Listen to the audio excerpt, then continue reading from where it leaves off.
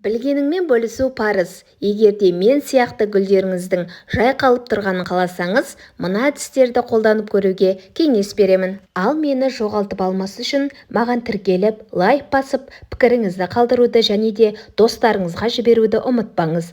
Ал ендеше гүліміздің жайқалып әдемі өсу үшін мына қоспаларды қосуды қажет етеді.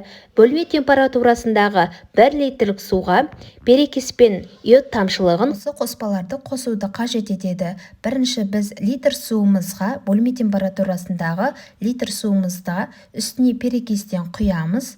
Видеода бәрі көрсетілген, осы видеомен қайталасаңыз болады. Видеода көрсетілгендей литр суымызға перекисімізден 4-5 тамшы құямыз және де йод тамшылығы. Йод тамшылығын қоспас бұрын, манағы бірінші құйған перекисімізді бірінші араластырып жіберіңіз, ішіне суымен араласын. Содан кейін келесі біздің қоспамыз йод тамшылығын құямыз.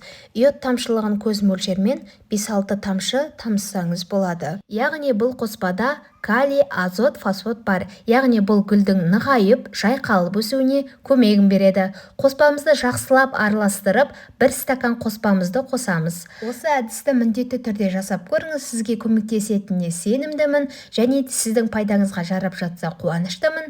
Егер де сіздердің де үйлеріңізде қолданар әдістеріңіз болса, комментарийға қалдырып, пікіріңізді жазып кетіңіз. Біреуге болмасын, біреуіңізге пайдасы тиіп қалар. Сіздермен бірге болған Нұрекеңнің Гүлекесі.